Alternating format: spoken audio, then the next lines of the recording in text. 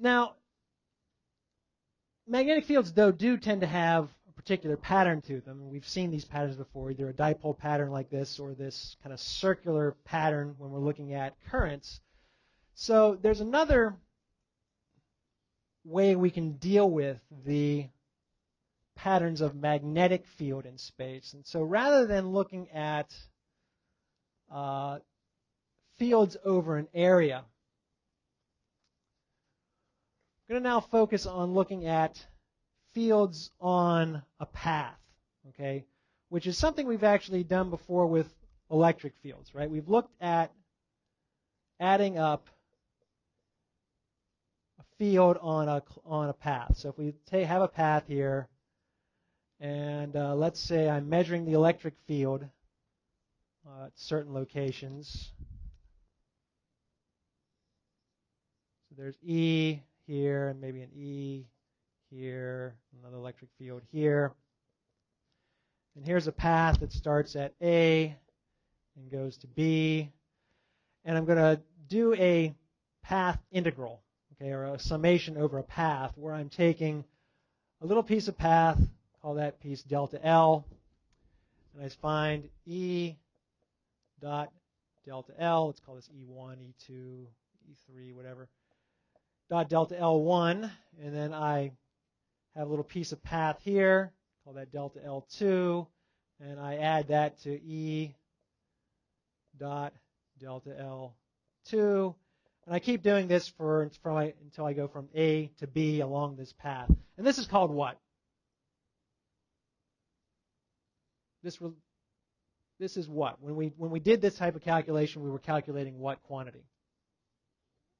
EMF, or, well, potential difference, right? Delta V, VB minus VA, is actually the negative of this quantity. Okay, it happens to be the negative of the sum of E dot delta L, okay, or negative E integral of E dot DL, okay. And so the mathematics behind this isn't new. We're going to be looking at fields, taking a dot product with a field and a length of a vector, or a segment of a path vector.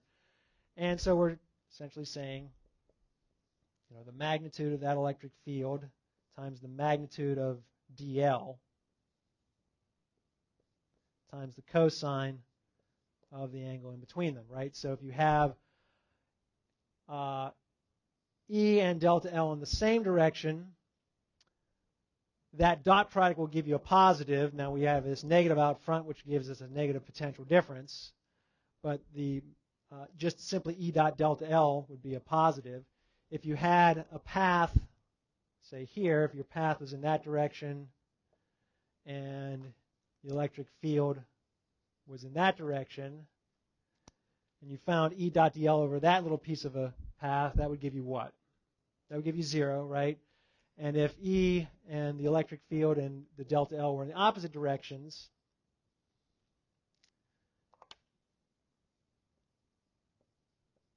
okay, that would give you a positive E dot delta L, but then if you were finding the potential difference, that would be negative because you're, that would give you a negative E dot delta L, but a positive potential difference because of this sign flip out front, okay? So I'm just reminding you of a type of calculation that we've done before, but now we're going to do this for magnetic fields. So let's take a look at a current. So let's say we have a current. And let's say I have a wire coming out towards us. So I'm going to draw a circle with a dot in it, giving us direction of conventional current coming out towards us. Okay.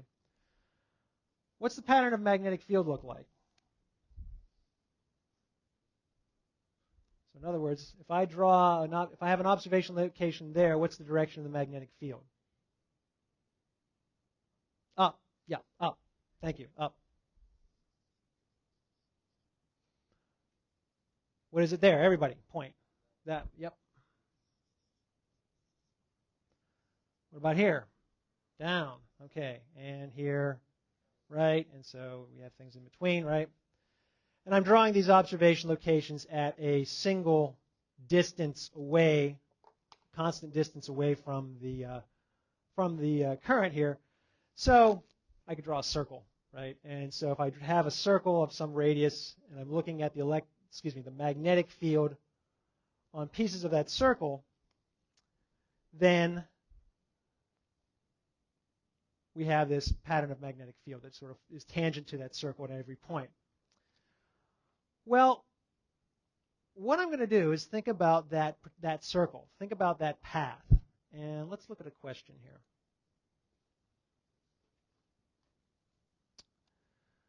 Imagine doing the exact same thing we did for electric fields when we were trying to calculate potential differences. We're doing the same thing now with the path integral of magnetic field along a closed path. Okay. By the way, what's the path integral of electric field along a closed path? If I made a full circle and calculated E dot delta L over a closed path, what should I get? Should get 0, right? This is the round trip potential difference, right? Round trip potential difference gives me 0. Now, coming up in the next chapter, we'll see that that's not true. But we'll save that for next time. But we know something about that result. Clearly, it's not going to be 0 here, right? Because we have this sort of circular pattern of magnetic field, which we said for electric field, at least so far, we said it was impossible. We'll see exceptions to that later. So think about calculating, or how you would calculate this B dot delta L. Okay, we're dividing the path up into pieces and calculating that dot product of B and that path vector over each piece. If you choose your path direction to be counterclockwise, what sign are you going to get for the result? Okay, you're going to get a positive, right? You're going to get a positive.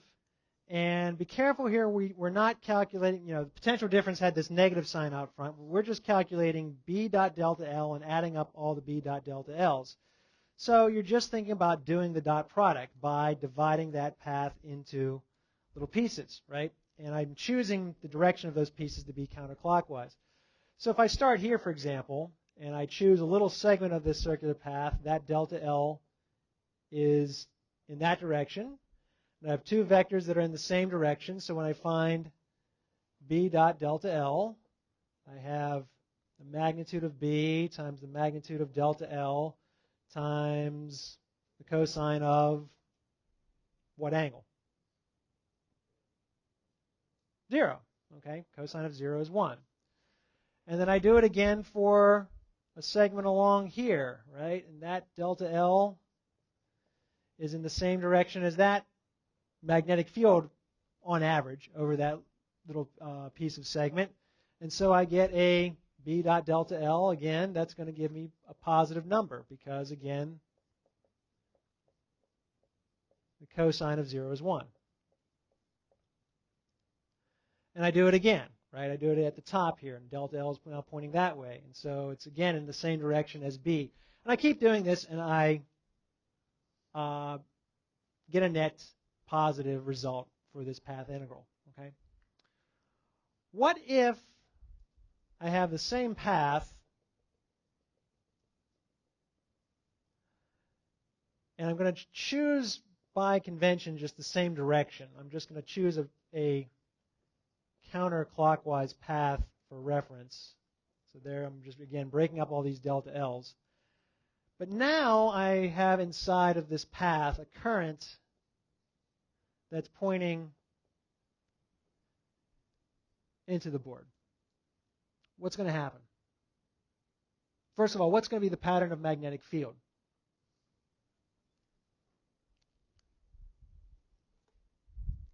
What would be the magnetic field direction there? Down. Over here? Up. Here? Right. Down here? Left. So the direction is opposite what we had before. So if I do this same path integral, what am I going to get? I get a negative this time, okay? So somehow this path integral, if I assign a directionality here, if I say, okay, coming out towards us, I'm going to call that the positive direction. going into the board here, I'm going to call that the negative direction, then I can associate that path integral with the direction of the current inside. So this leads to something called Amperes Law.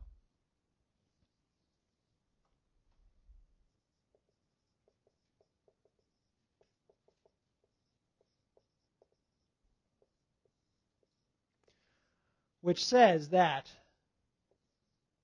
the integral, the path integral of B dot dl over a closed loop or a closed path, loop essentially, tells you something about the current that's going through that loop or piercing that loop. And the way we can think of this, well, I'll just write it out. It's equal to a constant mu naught times I enclosed. First of all, mu naught, we know mu naught over 4 pi is 1 times 10 to the minus 7, so mu naught is 4 pi times 10 to the minus 7. What do we mean by I enclosed? Well, if you think about this surface, I'm going to erase the current for just a second. You can think about sort of stretching a film or a surface or a skin over this closed path. And then the enclosed current is how much current is piercing through the film that you've stretched over. So kind of like if you had if you're blowing bubbles, and you had one of those little bubble dippers, you have a closed surface, it's hollow, and you dip it into a soap, and it comes out with a soap film stretched over the loop. You can think of this as a soap film, right? And if there's any current that's going to pierce through the soap film and then break it, then that's the current that is enclosed. Okay? So in this case, I have current enclosed, and I get a non-zero contribution, and it's positive in this case. Here I stretch the film over this surface. I have a current enclosed. I do the path integral, and I end up getting a negative value telling me the current's going in this particular case. But I still have current piercing through that surface. Okay? So let's just see what it would tell us in this particular case. Here's the magnetic field. And let's say I have a loop of radius r, okay? And the Amperes law, or this path integral, we already said that no matter what piece of the path I choose, I get the magnetic field and delta L in the same direction. What else do you know about the magnetic field? Everywhere at the same distance away, everywhere along that closed loop, the magnitude of the magnetic field should be the same, right? So I can bring it out of the integral.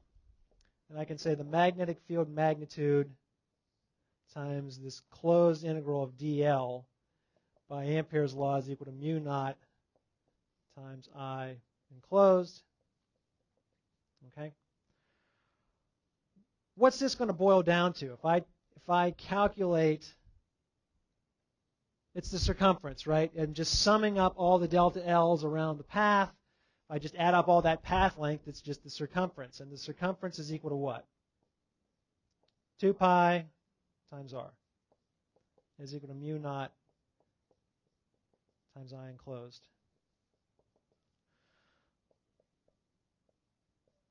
So B is going to be equal to mu naught times I enclosed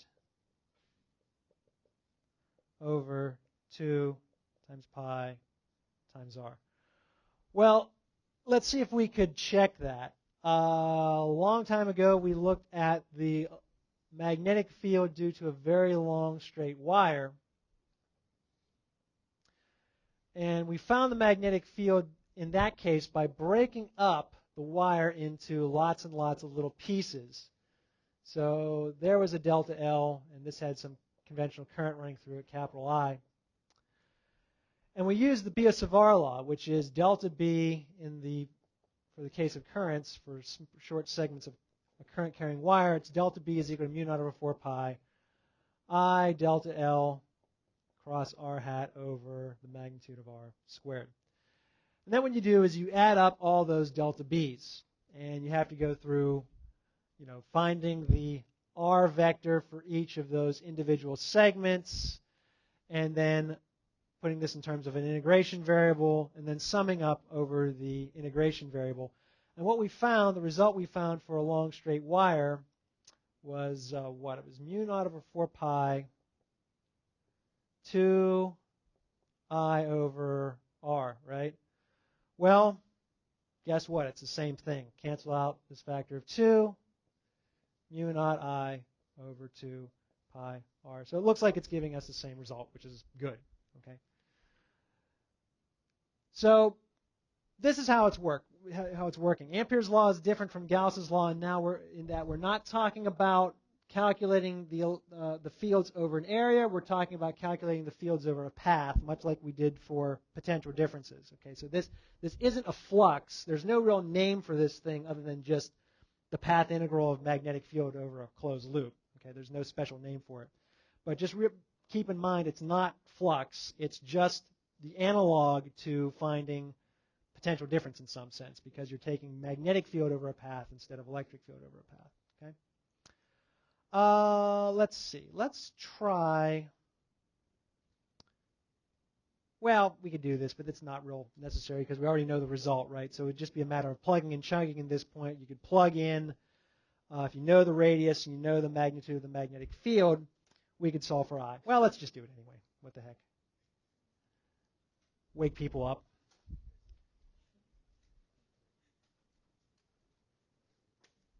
And we should all be getting answer number 4, 1.5 amps, just coming from, at this point we already know the result here. You know the magnetic field. You know that you're multiplying by the circumference, okay, and then dividing by the constant to give you the current enclosed. And it's going to be just B times 2 pi r over mu naught. And that should give you if you plug everything in, it should give you 1.5 amps. Okay.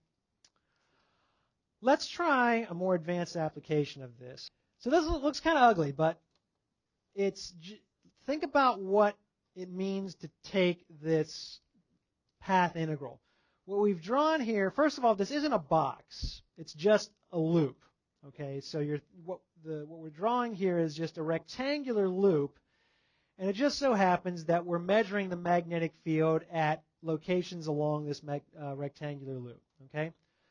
On the right side of the rectangular loop, everywhere along that part of the path, the magnetic field is B2, and it's pointing directly to the right. The magnitude of B2 is 1 times 10 to the minus 4 Tesla. On the top, the magnetic field is pointing at this angle. The angle from the path theta is 30 degrees, and the magnitude of B1 is 2 times 10 to the minus 4 Tesla. Same thing, similar thing over here. On the left side, B2 is pointing to the left, same magnitude, and B1 is kind of reverse direction, but it has the same magnitude and it's making the same angle with the path. Okay? Think about calculating B.dl. Think about what that means. We're just summing up over this closed path all the B.dl. So you're going to have to think about each piece of the path and what the magnetic field dotted with the path vector, okay, is on that particular segment. Just for consistency, let's assume the path is counterclockwise once again. Okay? So assume a counterclockwise direction to your path. See if you can find the net B.dl over that closed path. Okay, so we're running out of time here. So I think we'll pick this up next time. But let's just map this out, okay? Because I saw a lot of blank faces here. It's a path integral, okay? So again, this isn't a box or not a surface. It's just a path, and you have to think about each segment of the path, okay? So let's look at this segment here. Here's a path, and we're choosing counterclockwise, so this segment of the path is going up like that. So it has a length, let's see, the height is 0.2 meters, right? So, gotcha. So 0.2 meters, we have a delta L, that's going to be what vector? How would I write that as a vector? 0, 0.2, 0, okay? The magnetic field is in the positive x direction, right? So we have B2 is 1 times 10 to the minus 4, 0, 0. When I take the B dot dl on just that segment of the path, what am I going to get? 0. And therefore, what am I going to get over here, too? 0. So the only thing that's going to contribute to this path integral are the top and the bottom. And we'll do that calculation next time, okay?